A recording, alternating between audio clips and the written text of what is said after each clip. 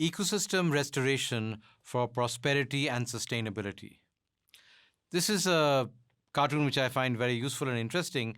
It shows us where we are today in the early Anthropocene.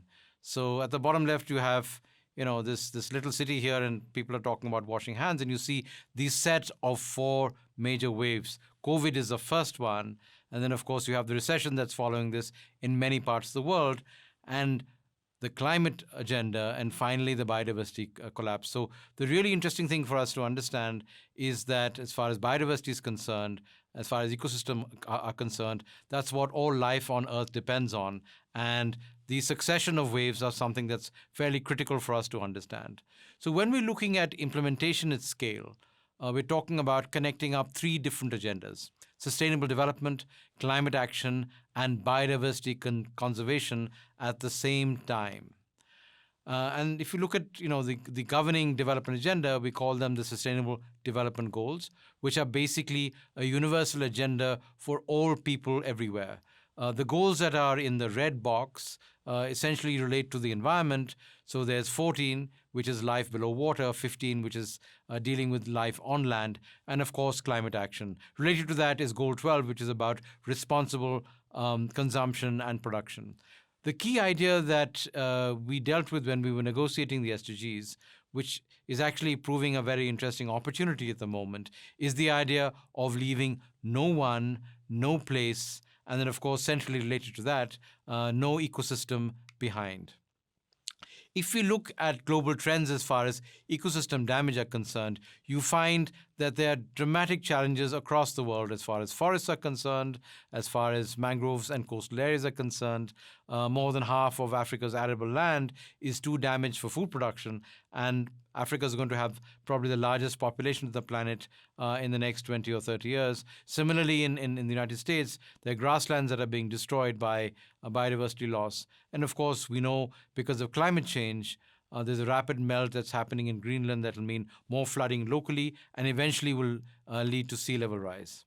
So I guess one of the core questions that we have to answer is, have we breached the Earth's planetary boundaries? This is a framework that's being used by many scientists across the world and many colleagues, and we essentially look at 9 planetary boundaries within which humanity has to be able to continue to develop and thrive for the century and beyond. So basically, if we cross these boundaries, we increase the risk of generating large-scale, abrupt, or irreversible environmental change. So human systems, driven by the global economy, is already operating outside the so-called safe operating space that's in the region outside, the green central area that's there, for at least 4 of the 9 boundaries. And all of these 4 have a very strong connection with the biosphere. So what's at stake? Basically, ecosystems are being degraded at an unprecedented rate. And human actions now threaten species with global extinction more than ever before. The IPBES Global Assessment Report suggests that about 1 million species are already facing extinction at the current point of time. So what's at stake? Degradation is already affecting the well-being of almost 3.2 billion people. That's about 40% of the world's population.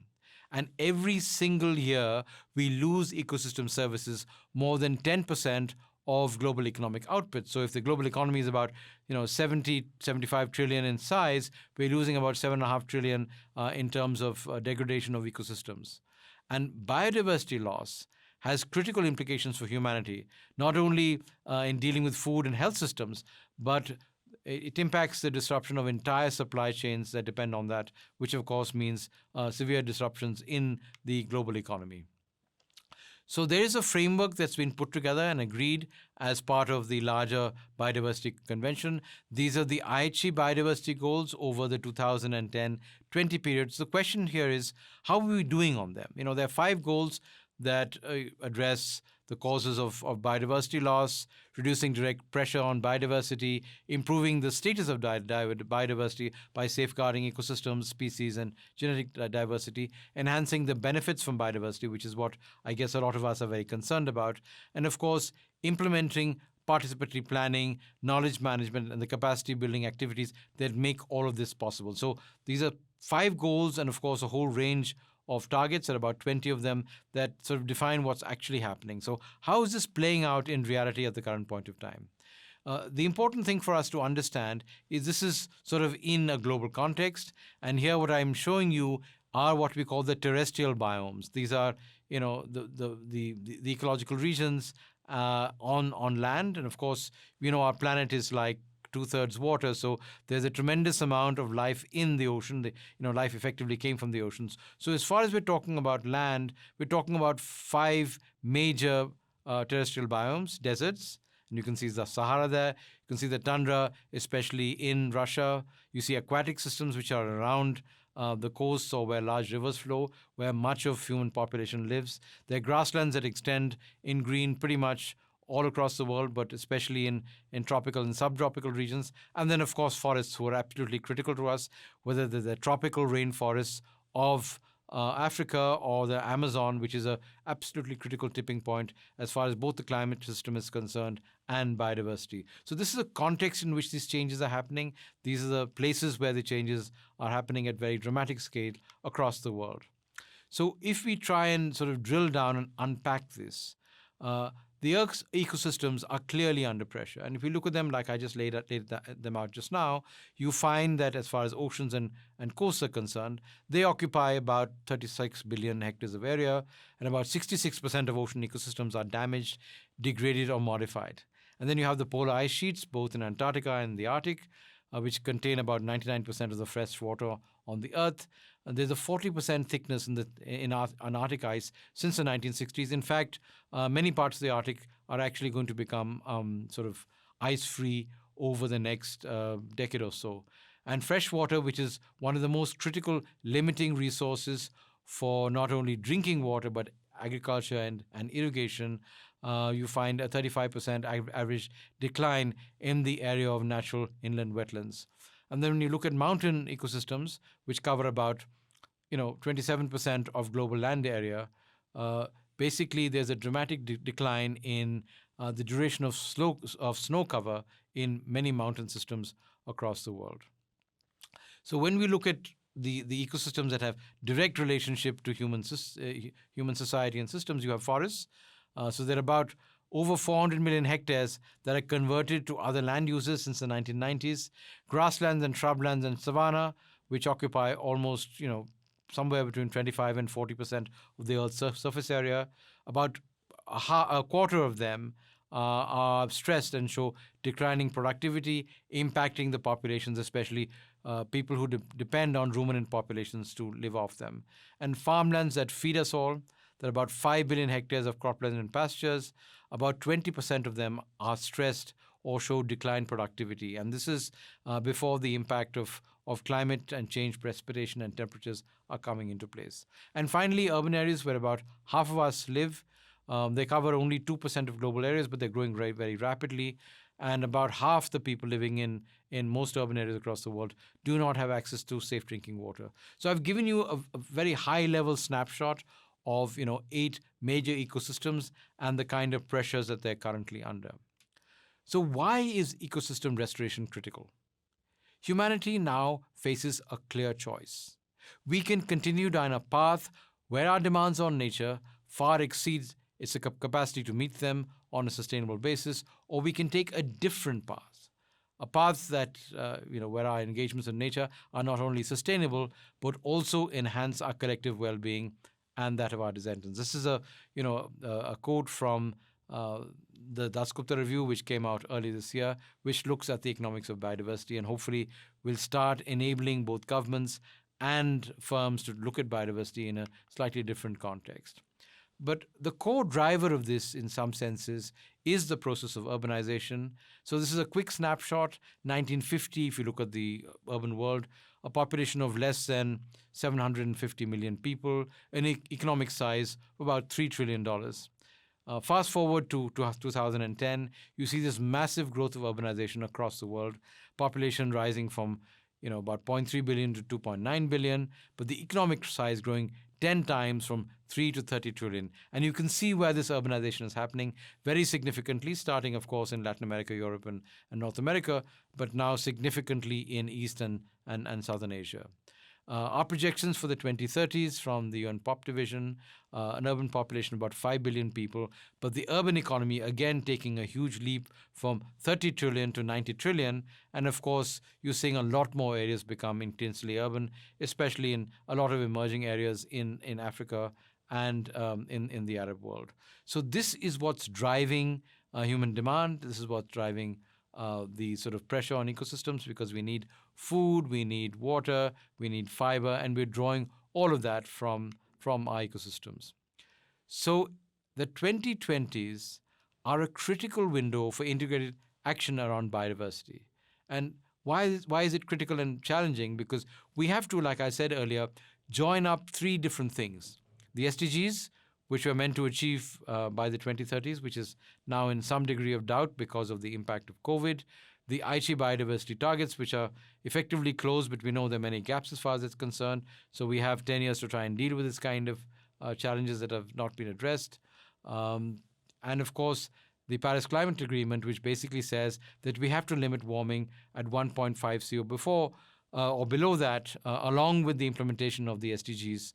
And effectively, the only way to do that is by limiting anthropogenic emissions of carbon dioxide and greenhouse gases by about 50% by 2030. And then finally, the impact on human systems, dealing with risk, achieving the Sendai framework for global disaster risk reduction. So effectively, we have less than 8 years to try and implement these things. Effectively 3,500 days to implement all of these 4 global agendas simultaneously. So it's not going to be a very easy job. It's actually going to be a huge challenge to governments, to communities, to actually enabling a whole range of processes that we haven't seen actually working together for the last decade or so.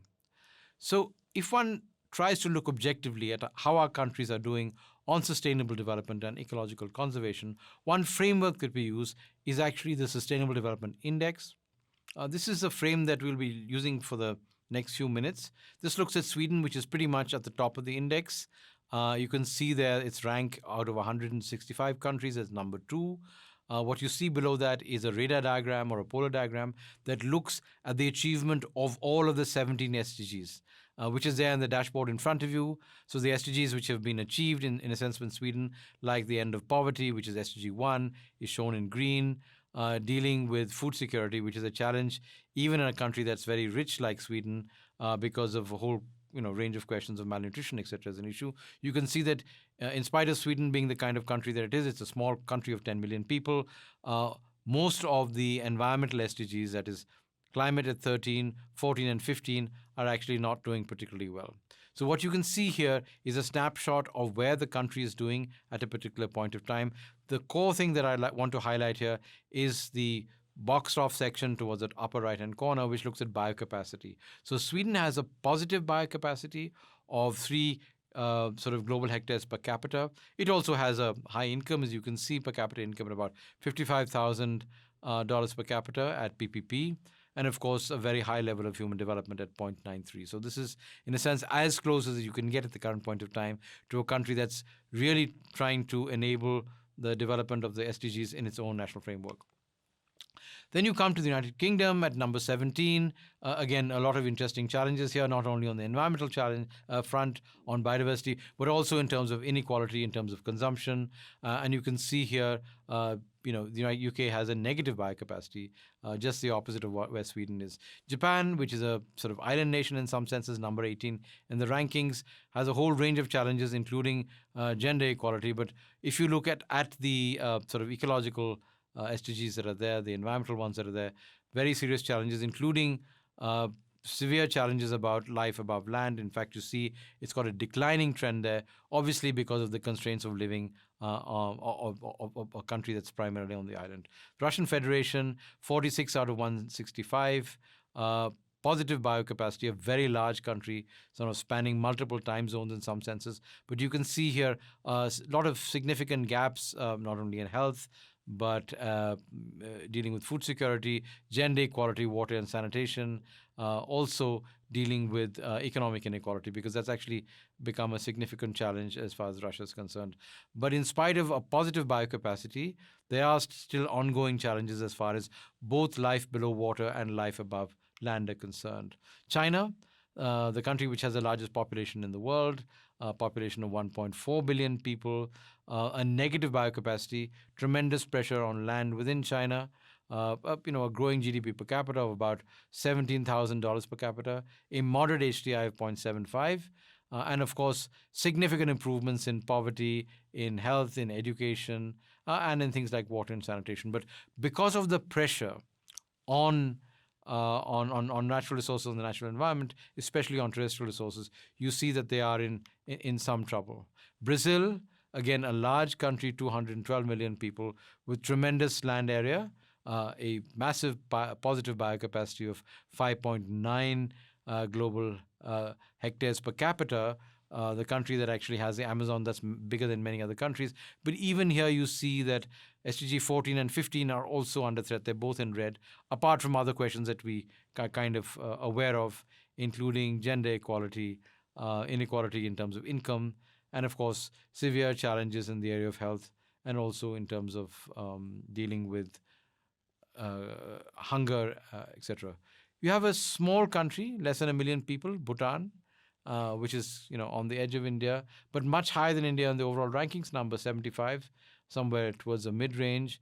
Bhutan, of course, doesn't have any water resources. It's a landlocked mountain country, but you see even there, in spite of a small positive biocapacity, it has challenges in terms of terrestrial ecosystems, apart from other development challenges that are there. Then South Africa, a deeply unequal country, and you can see severe development challenges, many reds on the dashboard out there, dealing with poverty, dealing with health, dealing with food security, dealing with employment, severe ongoing challenges, and of course, with a negative biocapacity of minus 2.2, severe challenges in spite of having some really biodiverse areas inside the country. Bangladesh, a large country with a negative biocapacity, severely challenged by both climate and other environmental challenges, doing fairly well on questions of climate, but obviously having serious challenges in terms of both life below water and life above land. And then India coming pretty way down in the ranking, 120 out of 186, almost becoming the largest population in the world. It'll probably cross China in about 3 years or so. Negative biocapacity, a relatively low GDP per capita, and you can see, there are 1, 2, 3. There are about 8 different of ones of the SDGs that are actually under threat. Climate, of course, because of the significant progress on renewables, is actually playing itself out moderately well. So what you see here in this quick sort of scoping of a whole range of different countries is that many countries in the world are seriously challenged. But more than that, I guess the core thing that we want to highlight here is that all countries are developing countries, and they have to adapt to their degrading biocapacities, because, about 100 years ago, we are about 1.5 billion people in the world. We're now at 8, and we're going to 10. So that's a huge, and the planet has not changed in some senses, effectively, apart from the degrading biocapacities that are there. So how does one respond to this? And I think, it'll be useful for us to look at what ecosystem restoration is. It's basically a process of reversing the degradation of ecosystems, and we've seen a whole range of them, to improve the productivity and capacity of them to meet the needs of society. So this is enabling ecosystems to be able to restore themselves, or reversing degradation to allow them to come back and effectively provide the services which are critical for people, especially poor and vulnerable people across the world. So how does one do this, and who are the actors that are involved? You find a whole range of different actors, starting from national governments and cities who do an increasing amount of work on urban ecosystem adaptation, and I'll show that to you in a short while. Companies who do a whole range of things to clean up their supply chains and deal with sustainable sourcing and production and consumption. Research and education institutions who help understand how things can improve and what needs to be done to be able to make ecosystem restoration a part of everyday life of not only communities but also of cities and firms. and communities and practitioners who are absolutely central in trying to make this happen. And of course, individuals like all of us to build on the knowledge that the rest of us that come from other institutions, but actually make the right choices in terms of the kind of things that we produce, we consume, and the kind of places that we live in. So I'm going to run you through a quick set of examples of how cities and urban areas are at the forefront of ecosystem restoration. This is an image from Seoul in South Korea, where they basically, they took a river that was put underground and they made it completely open to the sky. And you can see it's one of the most interesting and remarkable features of the city. It draws in people not only from the city, but from across the world to try and understand how, when one brings nature back, how it changes the quality of life of what looks like, I would say, almost a postmodern, a very sort of advanced economic landscape that you see there.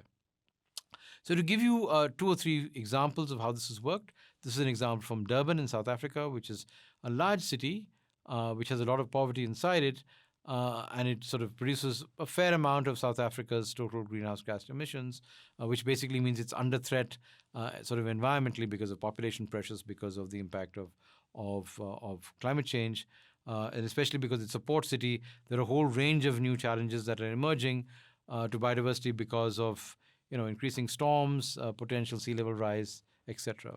So how did Durban protect its own systems?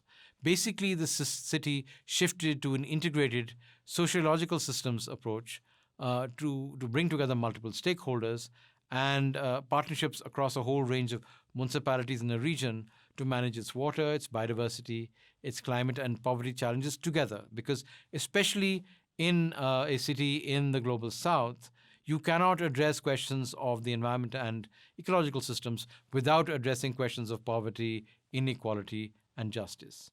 So the outcome, for example, is what's called the Durban Metropolitan Open Space System, which created in the center of the city, of the metropolitan region, almost 100,000 hectare nature reserve to protect biodiversity, and it integrated communities and processes to enable the protection of these systems and its connection to a whole range of other systems that are tied to this.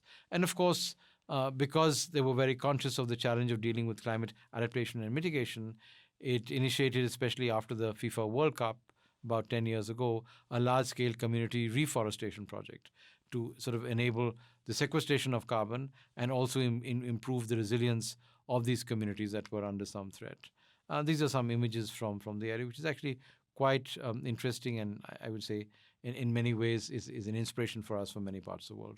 The other example, which is not very well known but is actually quite important because it's over 100 years old, is the East Kolkata wetlands, the so-called Salt Lake area, which are now being increasingly being developed into human habitation and new sort of cities, etc. This is a wetland that covers about 12,500 hectares. And what it's been doing for about a century or so is basically recycling waste from the city. So essentially the city put out its sewage and much of its waste into the river or into these marsh lakes that are there. And they've developed into a very sophisticated functional aquaculture and waste handling area that's there, which basically at the current point of time treats about 3/4 of the sewage from Calcutta, and it sort of the sewage comes in and goes through an integrated design network of these wetlands, which then treat this sort of biologically in some senses. These are some interesting examples of them. These are large wetland areas which provide a lot of the fish, a lot of the vegetables that come into Calcutta actually come from this, and about 50,000 people actually their livelihoods are dependent on it. So there's a close relationship between livelihoods, ecosystem restoration, and of course, as you can see in this image, biodiversity. So basically, the wetlands of Calcutta, especially the Salt Lake wetlands, served effectively as the kidneys and lungs of the city. They control floods. They host about 100 plus plant species and 20 mammalian species. They actually save the municipality a whole lot of money, about 200 crores or so annually. And they provide 10,000 tons of fish and about 50,000 tons of vegetables every year. So this is a fascinating example of how an urban ecosystem restoration process, or likely an urban ecological system, can actually provide tremendous services to the city at remarkably low costs. So, of course, it's under considerable pressure. Illegal dumping of solid waste has become an issue. And the biggest challenge, of course, is the development that you're seeing in that image in the background that's there. The only good thing that I think that's happened recently is that they've been designated as a wetland of national importance, so they're a conservation area. There's an East Kolkata Wetlands Management Authority, which is actually working on this thing and doing lots of work along with that. So I guess the other question is, what is the role of businesses in ecosystem restoration? I mean, you can understand the role of individuals, communities, governments, municipal governments, or national governments in this, but do firms really have a role in this? And I guess, fair amount of research shows that there are about $40 plus trillion of business activity that are moderately or highly dependent on ecosystem services. The challenge, of course, is that, as you saw from the Das Gupta report, that economic decision-making and accounting systems do not typically integrate nature into the balance sheets. And because they're not counted, nobody really cares very much about them in the pursuit of, let's say, stakeholder or other gains that are there. So basically, sustainable economics must account for the impact of our interactions with nature across all levels of ecosystems and all levels of society. So there's some estimates of the fact that the green restoration economy, and this is important in the current context with the European Green New Deal and United States doing similar things as far as it's concerned, the value of these business transactions are of the order of about, let's say, 10 trillion at the moment. And they're expected to create almost 400 million jobs by 2030. So there is a very strong business case for actually protecting and restoring the environment to what it might have been if we had not sort of consumed more than we should have, and we were not in the kind of challenges that we have. So I'm just going to run you through very quickly some real-life examples. We were very glad that the Tata Sustainability Group was actually able to share with us some examples of some cutting-edge work that's being done within the group in particular areas. So I think this is a very interesting sort of initiative by Tata Chemicals in Mitapur. So the Gulf of Kutch has been an area in which coral reefs sort of used to abound, but they're under considerable stress, especially because of the expansion of marine activity there, 2 new ports that are coming up, and a considerable amount of pollution. So this is a very interesting project to restore coral reef systems and strengthen livelihood opportunities. This is a very sensitive system, and as we know from our experience in the science on climate change, they're very sensitive to changes in environmental conditions, whether it's temperature or potential bleaching, etc. So this is a very challenging thing to try and pull out. And you can see here there are a whole range of interventions that are required. They require both sensitivity and also an integration with human impacts. So the creation of artificial reefs, scientific coral conservation, the creation of coral nursery from which you can actually try and regenerate, and of course awareness and training of the surrounding communities and people within the corporate environment to try and see how we can take these questions forward. So this is an interesting opportunity for the alignment, like I said earlier, between the SDGs, climate and biodiversity goals, because it's when this convergence actually happens that you find that the potential for outcomes in all of these spheres can actually happen together.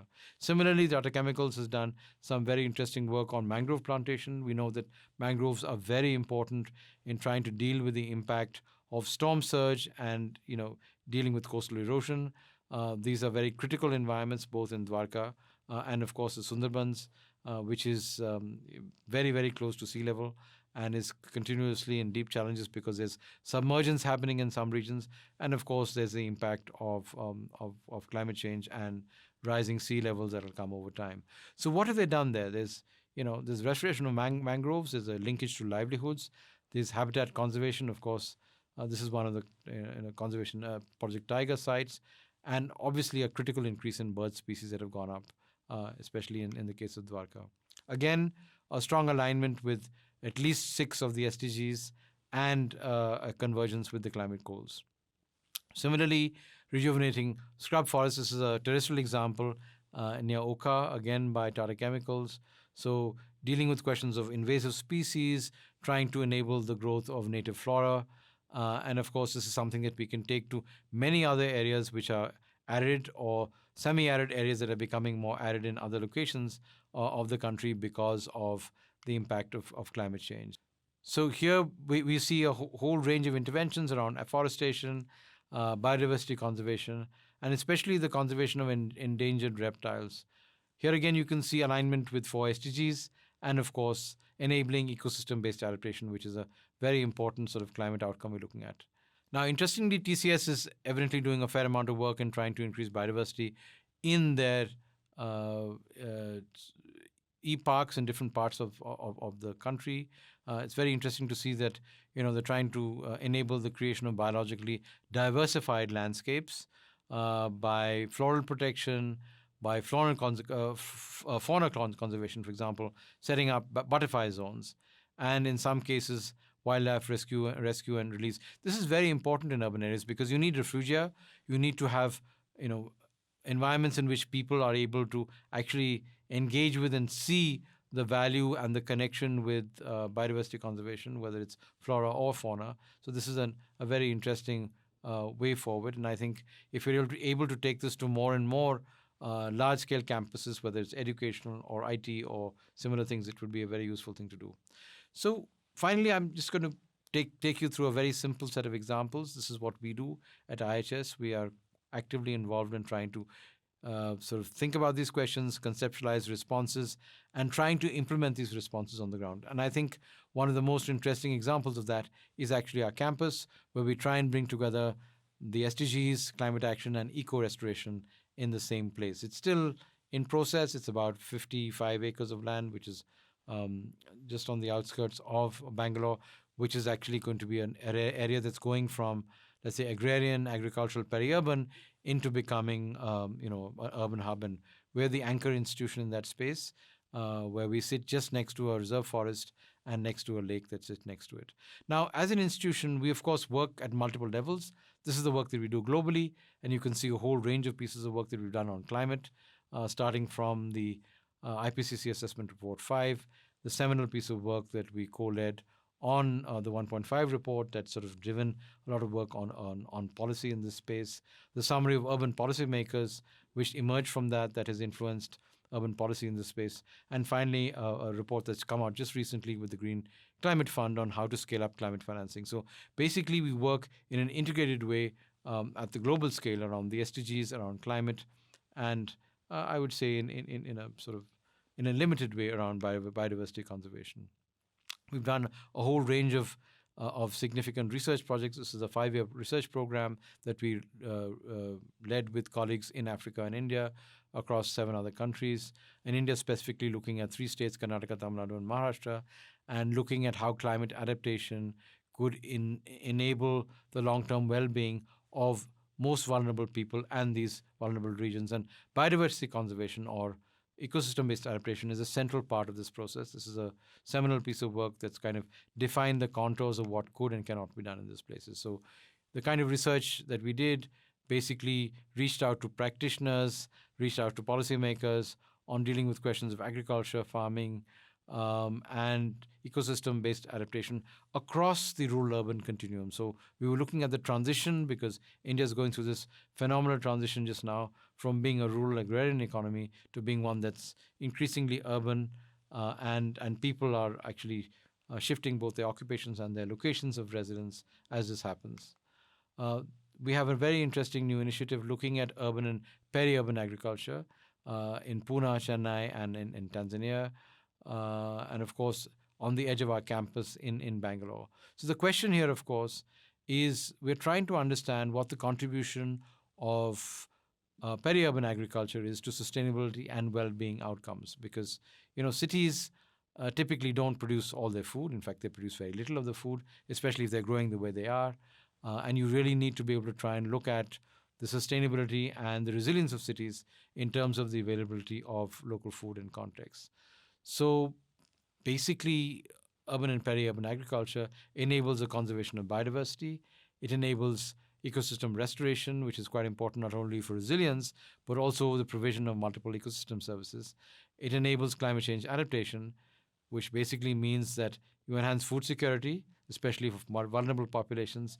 you increase the resilience to extreme events, and of course, there are a whole range of alternate livelihood opportunities, as we can see. And then there are interesting opportunities for mitigation of climate change impact by capturing carbon in these areas, and of course, making the impact of heat waves, etc., much less. So let me give you, as a final closing set of slides, a sense of how ecosystem-led design for sustainable cities has been operationalized as we are trying to build out and plan the IHS campus. So basically, like I said earlier, it's an ecological restoration and conservation site. It's about 55 odd acres. And we are trying to make this a near net zero water, energy, carbon, waste and chemical use campus. It's adjacent to a 550-acre state reserve forest and an 80-acre wetland area. So before we actually came in and started to work on this, as you can see in this image here, it was a severely degraded site. So there was soil degradation, soil erosion, rainfall runoff was prominent, and of course, biodiversity was relatively low. So we went in and did a very systematic series of studies looking at the topography, the hydrogeology, looking at biodiversity and climate, and used that as a basis for a conservation plan that brings all of these questions together. So we basically look at the campus as an ecosystem that brings together, water, forests, food systems, energy systems together, and looks at them in an integrated kind of a frame that's there. There were some very interesting pieces of work that we did, a baseline biodiversity study, and you can see a whole range of species, even in this sort of, couple of years of conservation, that were actually trying to inhabit the site. This is becoming much richer, as you will see in some later images as we proceed with this. So this is kind of how just protecting the land enables the growth of, in this case, trees, plants, shrubs, and the return of native vegetation. We're trying here to focus on providing the space for regeneration of local and native species that are drought and climate resistance. So there's a design that emerged from this, which basically is going to use IHS as the sort of anchor of India's first long-term urban ecological research site, and to try and understand how these ecosystem dynamics work themselves out in practice. So this is a place where we're going to be increasingly teaching, doing research, and living and sort of monitoring at the same time. So it's a very interesting process. We've consciously designed for climate change resilience, and like I said, we're going to try and integrate the surrounding forest, lake, and wetlands and urban fabric into a unique place to live, work, research, and teach.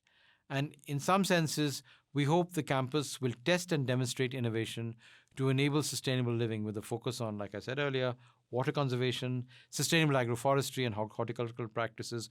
We grow some of our own food, and that's going to expand in time.